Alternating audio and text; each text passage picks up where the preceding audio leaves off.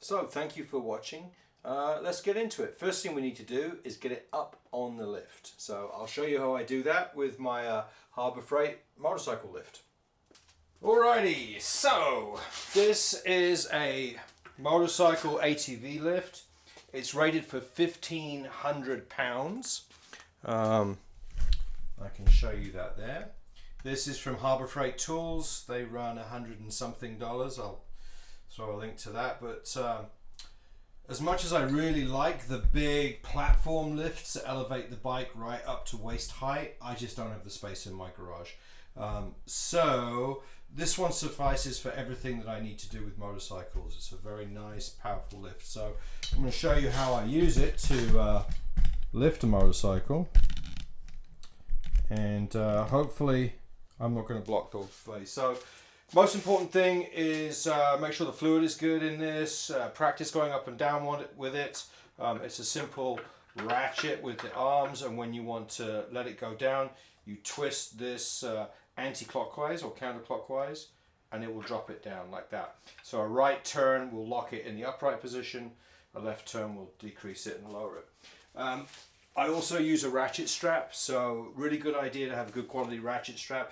Once you've got your bike up on your lift, you need to ratchet it down through the engine block and frame, hold it to the lift so it doesn't fall over.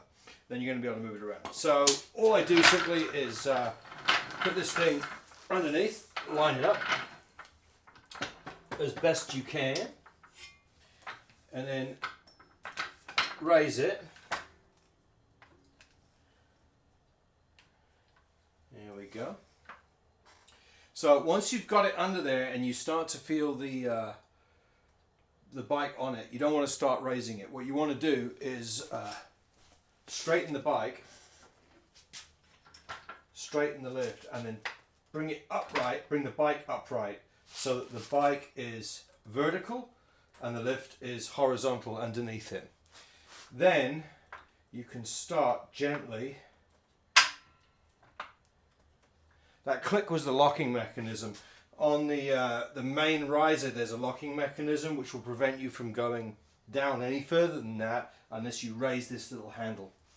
So now the bike is sort of supported on the rack. It's not going to go anywhere, but you can't really move it around. So what I want to do at this point is go up a little bit higher. So making sure the bike is balanced. If you've got someone in your house with you to help balance the bike, have a second person. But I've done this so many times on my own, I'm pretty confident doing it.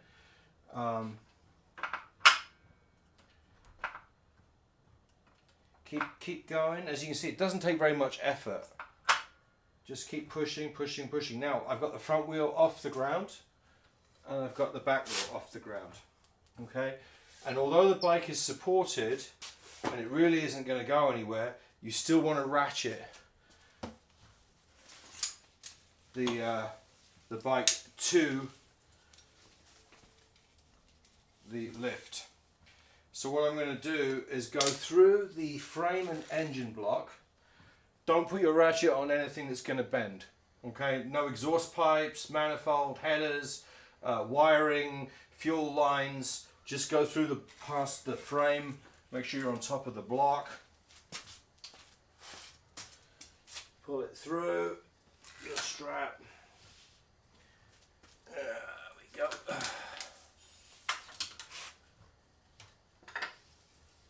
And I'll show you in a second where I've strapped it off to.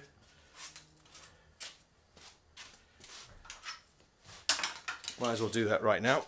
Alright, there we go. So what I'm doing is I've gone through the block, I've come through the frame on top of the block, and I'm coming down to the back handle. I'm actually going to go through the bottom of the strap here, so take up some of the slack. And then all I'm going to do is ratchet. There we go. That feels pretty tight there. Bike feels pretty tight. I'm going to move this camera around so you can see right here. So all I've done is come through and down, and I'm locked into the bottom of the the underside of the frame there. So the whole bike now is strapped to the top of the frame. With the bike being strapped on onto the, you just tighten it a little more, get it up as high as you want, lock that off nice and tightly, get your strap out of the way. So what I can do now is literally move the bike on this frame, forward, back, and it will even allow me to do a complete 360 if I want to.